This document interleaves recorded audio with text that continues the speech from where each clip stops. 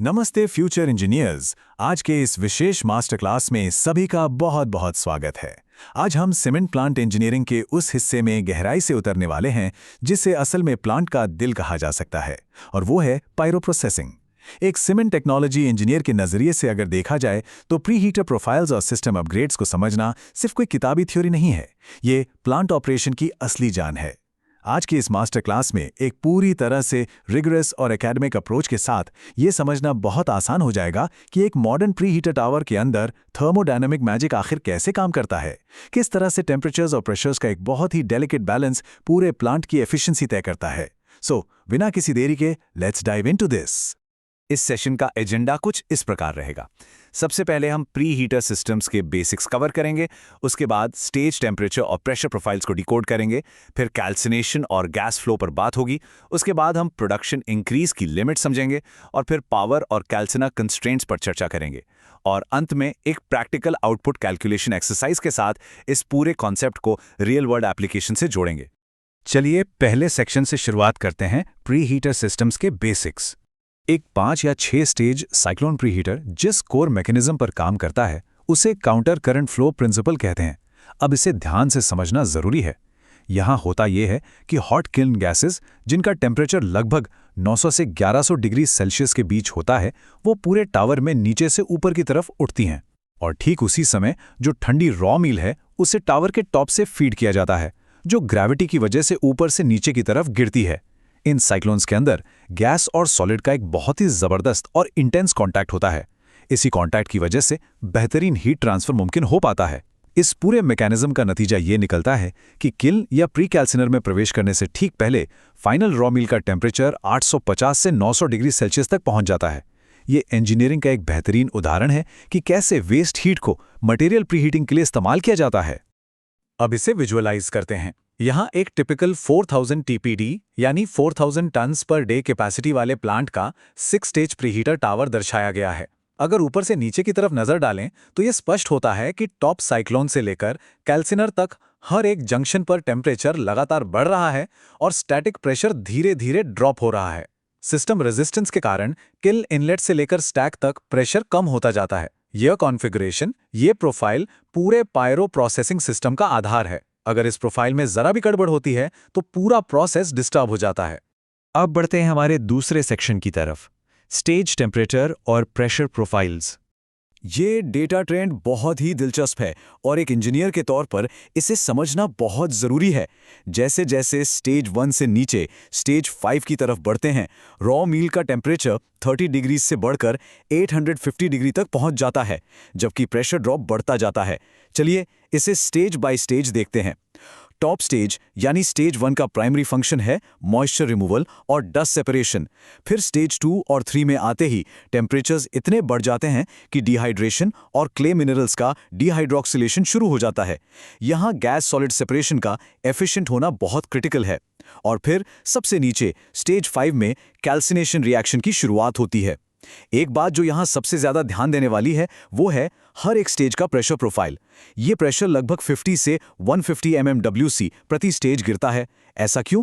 ताकि रॉ मील पूरी तरह से सस्पेंशन में रहे और गैस के साथ उसका कांटेक्ट मैक्सिमम हो। अब एग्जॉस्ट गैसेस के अपवर्ड पाथ को जरा ट्रेस करते हैं। किल्न से निकलने वाली गैसें, जैसे कि पहले बताया, 900 से 1100 डिग्री सेल्सियस की होती हैं। जब ये गैसेस साइक्लोन से होते हुए ऊपर की तरफ जाती हैं तो मिडिल स्टेजेस में हीट एक्सचेंज के कारण इनका तापमान 500 से 800 डिग्री सेल्सियस रह जाता है। टॉप साइक्लोन से बाहर निकलते समय यह टेम्परेचर 250 से 350 डिग्री सेल्सियस हो जाता है, और अंततः स्टैक से बाहर निकलने से पहले यानी ESP या बैक फिल्टर के बाद यह सिर्फ 90 से 120 डिग्री सेल्सियस रह जाता है। यह पूरा साइकिल दिखाता है कि हायर स्टेज काउंट्स के साथ हीट रिकवरी एफिशिएंसी कितनी बेहतरीन हो जाती है, जो ना सिर्फ ओवरऑल एनर्जी कंजम्पशन को कम करती है बल्कि CO2 एमिशंस को भी ड्रास्टिकली कम करती है। चलिए आगे बढ़ते हैं सेक्शन 3 पर, कैल्सिनेशन और gas flow. 90 to 95%। So the crucial point here is, ये कोई मामूली नंबर नहीं है बल्कि एक बहुत ही क्रिटिकल मेट्रिक है। एक मॉडर्न प्री कैल्सिनेशन सिस्टम में किल्न के अंदर रॉ मील जाने से पहले ही 90 से 95% कैल्सिनेशन पूरा हो चुका होता है। ये मॉडर्न सीमेंट टेक्नोलॉजी की एक बहुत बड़ी उपलब्धि है। इसी वजह से आज किल्न्स की प्रोडक्शन कैपेसिटी कई गुना बढ़ चुकी है, क्योंकि ज्यादातर हेवी लिफ्टिंग यानी केमिकल ब्रेकडाउन प्री कैल्सिनर में ही हो जाता है। इस कैल्सिनेशन जोन को थोड़ी और बारीकी से समझते हैं। यहाँ का टेम्परेचर सख्ती से 850 से 900 डिग्री सेल्सियस के बीच मेंटेन किया जाता है। यहाँ जो सबसे महत्वपूर्ण केमिकल रिएक्शन होती है वो है कैल्शियम कार्बोनेट का कैल्शियम ऑक्साइड और कार्बन डाइऑक्साइड में टूटना। इस जोन में प्रेशर को किल्न सिस्टम इक्विलिब्रियम के बहुत करीब रखा जाता है, यानी स्लाइटली नेगेटिव या न्यूट्रल। अगर किसी वजह से यहाँ प्रेशर प्रोफाइल स्टेबल नहीं रहा तो मटेरियल साइक्लोन्स में फंस सकता है। इसे इंजीनियरिंग की भाषा में साइक्लोन चोकिंग कहते हैं। और यकीन मानिए, साइक्लोन चोकिंग किसी भी प्लांट के लिए एक नाइटमेयर से कम नहीं है, क्योंकि इससे पूरा प्लांट बंद हो सकता है और प्रोडक्शन में भारी नुकसान होता है। अब थियोरी से निकलकर एक real world plant engineering problem पर आते हैं। मान लिया जाए कि प्लांट मैनेजमेंट की ओर से एक डिमांड आती है कि इसी एग्जिस्टिंग प्रीहीटर सिस्टम से ज्यादा क्लिंकर प्रोडक्शन चाहिए। क्या सिर्फ फैंस की स्पीड बढ़ाकर और ज्यादा फीड डालकर प्रोडक्शन बढ़ाया जा सकता है? सुनने में आसान लगता है ना, लेकिन चलिए एक इंजीनियर की नजर से इसके कंस्ट्रेंट्स को समझते हैं। यहीं से शुरू होता है हमारा सेक्शन 4, प्रोडक्शन इंक्रीज की लिमिट्स। यहाँ एक बहुत ही स्ट्रिक्ट मैथमेटिकल रियलिटी काम करती है, जिसे square law of pressure drop कहते हैं। मौजूदा साइक्लोन से अगर ज्यादा गैस और मटेरियल पुश करने की कोशिश की जाए तो एक फिजिकल बॉटलनेक पैदा होता है। जब प्रोडक्शन बढ़ाया जाता है तो जाहिर सी बात है, गैस फ्लो भी बढ़ता है। साइक्लोन इनलेट्स पर इस हायर गैस वेलोसिटी के कारण फ्रिक्शनल और सेंट्रीफ्यूगल लॉसेस बहुत तेजी से बढ़ते हैं। इसका सीधा सा मतलब है कि सिस्टम में प्रेशर ड्रॉप प्रोडक्शन इंक्रीज के रेशियो के स्क्वायर के डायरेक्टली प्रोपोर्शनल होता है। यानी अगर थोड़ा सा भी प्रोडक्शन बढ़ता है तो सिस्टम रेजिस्टेंस में एक बहुत बड़ा एक्सपोनेंशियल स्पाइक आता है।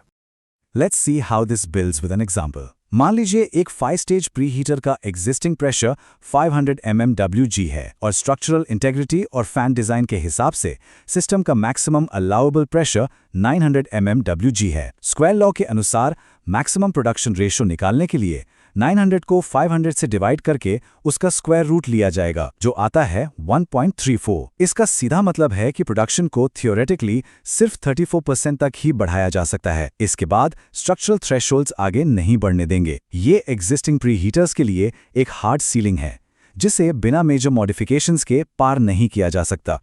अब आते हैं सेक्शन 5 पर, पावर और कैल्सिनाई कंस्ट्रेंट्स।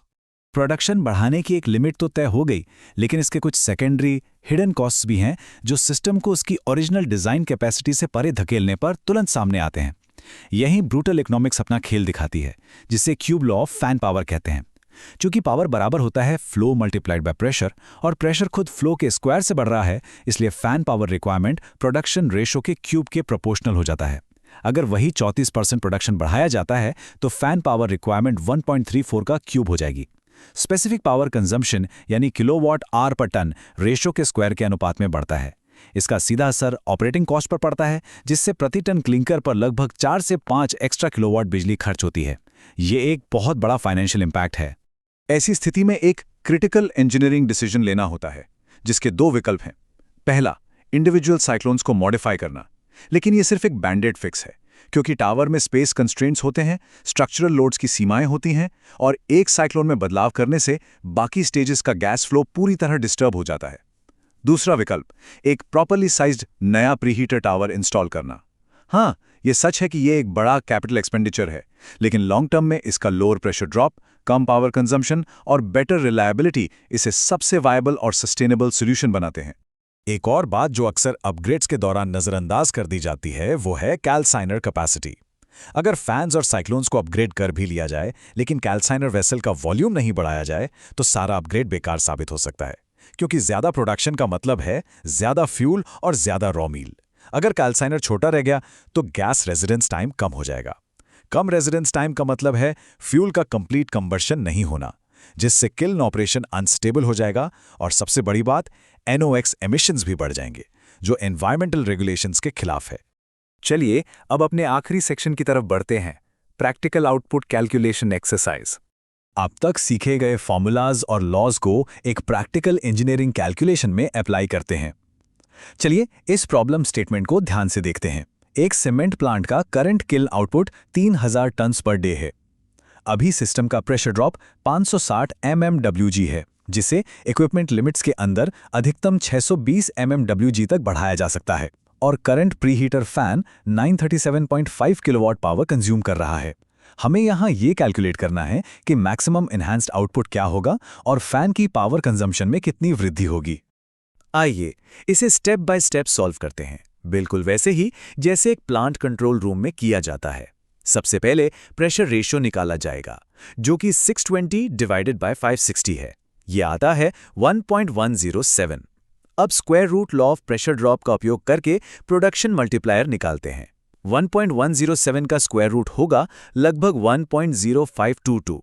अंत में इस मल्टीप्लायर को एग्जिस्टिंग 3000 टीपीडी आउटपुट से मल्टीप्लाई करने पर एनहेंस्ड आउटपुट आता है 3156 टन्स पर डे। ये हमारा नया प्रोडक्शन टारगेट हो सकता है। अब कैलकुलेशन के दूसरे हिस्से पर आते हैं, इलेक्ट्रिकल डिमांड। यहाँ क्यूब लॉ अप्लाई होगा। हमारा प्रोडक्शन मल्टीप्लायर 1.0522 था। फैन पावर रिक्वायरमेंट निकालने के लिए इसका क्यूब किया जाएगा। 1.0522 का क्यूब होता है 1.165। अब करंट फैन पावर जो कि 937.5 किलोवाट्स है, उसे 1.165 से मल्टीप्लाई करने पर नया एनहांस्ड फैन पावर रिक्वायरमेंट आता है 1092.2 किलोवाट्स। तो इस इंजीनियरिंग कैलकुलेशन के फाइनल रिजल्ट्स क्या हैं? क्लिंकर प्रोडक्शन में कुल 156 टन्स पर डे का इजाफा हुआ है, लेकिन इसके बदले में फैन पावर कंजम्पशन 154.7 किलोवाट बढ़ गई है। ये एक क्लासिक इंजीनियरिंग ट्रेड ऑफ है, जहां एक तरफ प्रोडक्शन गेन्स हैं तो दूसरी तरफ एनर्जी कॉस्ट्स। इस मास्टर क्लास के अंत में एक प्रोवोकेटिव ऑपरेशनल सवाल सामने आता है, जिस पर हर इंजीनियर को विचार करना चाहिए। क्या हर दिन मात्र 156 टन एक्स्ट्रा क्लिंकर पाने के लिए प्लांट पर 154 किलोवाट की परमानेंट इलेक्ट्रिकल पेनाल्टी डालना आर्थिक रूप से सही है, या फिर एक लॉन्ग टर्म विजन के साथ एक नए बड़े प्रीहीटर सिस्टम के लिए कैपिटल इन्वेस्ट करने का समय आ गया है? एक बेहतरीन इंजीनियर को हमेशा प्रोडक्शन गेन्स और लॉन्ग टर्म एनर्जी कॉस्ट्स के बीच इसी तरह का सटीक बैलेंस खोजना होता है। ये सिर्फ नंबर्स का खेल नहीं है, ये प्लांट की सस्टेनेबिलिटी का सवाल है। आज के इस मास्टर क्लास के लिए बस इतना ही। सीखते रहिए, चीज़ों को गहराई से समझते रहिए और हमेशा ट्रू इंजीनियर्स की तरह सोचते रहिए।